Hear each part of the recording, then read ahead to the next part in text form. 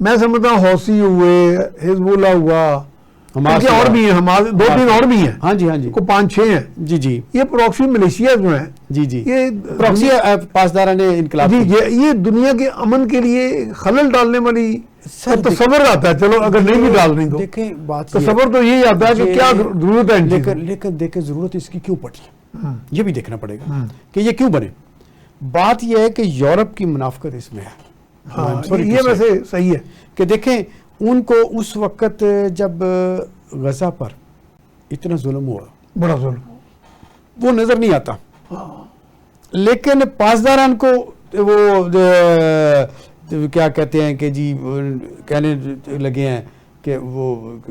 کیا ہوتے ہیں جی، وہ تشدد پسند جو ہوتے ہیں ان کو وہ قرار دینے لگے ہیں، یورپی یونین، وہ ٹیررسٹ قرار دینے لگے ہیں، کیوں کہ وہ ٹیررسٹ قرار دینے لگے۔ تو یہ چیز ہے کہ اب دیکھیں ڈبل سٹینڈرڈ ہے، دیکھیں سر بات یہ ہوتی ہے کہ جو ملیٹنٹ ہوتا ہے اس کو آپ مجاہدین یا حریت پسند کہتے ہوئے تشدد پسند، یا آپ اس کو حملہ آور، یا اس کو آپ لڑائی کرنے والا بھی کہتے ہیں، یہ مختلف تھیوریز ہیں نا جی، تھیوری آف ریلیٹیوٹی ہے۔ ایک وہی جو ہے وہ ایک کا ہیرو ہوتا ہے، دوسرے کے لیے وہ دہشت گرد ہوتا ہے، آتنکوادی۔ ہاں جی، جیسے میں نے یہ بات ہے کہ اب ایران اور امریکہ کی بات جو ہے نا وہ اس نہج پہ پہنچ چکی ہوئی ہے۔ جیسے ہم انگلش فلمیں دیکھا کرتے تھے تو میں محسوس کرتا تھا کہ ہیرو اور ویلن جو ہوتے ہیں ان کی انرجی آلموسٹ برابر ہی ہوتی ہے، ایک 51% ہوتا ہے، ایک 49% ہوتا ہے، بس ایسے ہی کیا لیں۔ اب ایران نے مقابلہ کر کے سپر پاور کو بتایا ہے کہ اگر ہم 49 سے 51 ہو گئے، ہاں جی ہم 51 تو نہیں ہوئے لیکن 49 پر ڈال گئے۔ اس لیے بھائی جان آپ کو اپنی اس وقت عزت بچانے کے لیے ہمارے ساتھ صلح صفائی کرو۔ ایران کہیں یہ نہ ہو کہ ایران بھی ہتھوں ہی نکل رہا ہے ساڑھے، نہیں کل کو اتنا پاورفل ہو جائے گا نہیں امریکہ کی بھاڑ میں جائے، پاکستان نہیں پاکستان کے ساتھ انہوں نے شرارتیں تو کی تھی نا، وہ جو 2024 میں ہمیں اسٹرائک کرنی پڑی، وہ تو جو انہوں نے کی تھی اس کا جواب دے دیا گیا تھا۔ اور اب الحمدللہ دیکھیں ابھی کل پرسوں میں پڑھ رہا تھا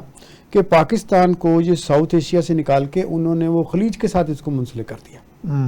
یہ ایک بہت بڑی چینج ہے۔ اور پھر یہ ہے کہ جو پاکستان کے اوپر سعودی عرب کا اعتماد، قطر کا اعتماد اور مسقط کا اعتماد، مسقط ایک ایسا کویت کا بھی تھوڑا ڈاؤٹ فل ہے ذرا، مسقط ایک ایسا ہے جس سے دیکھیں اس سے ہم نے گوادر ہم نے لیا ہوا ہے،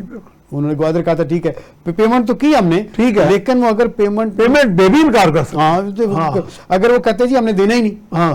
جیسے سر آپ کو یاد ہوگا یہ ابھی یہ فیروزپور روڈ باہر ہے ہمارے ادھر، فیروزپور روڈ پہ جب وہ انڈر پاس بننے لگا تھا نا وہاں پہ، تو وہ عربین ڈلائٹ جہاں پہ ہے تو اس کے سامنے وہ پلازا بننا تھا، تو ایک بندے کے ایک جھونپڑی نما ایک دکان سی ہوتی تھی،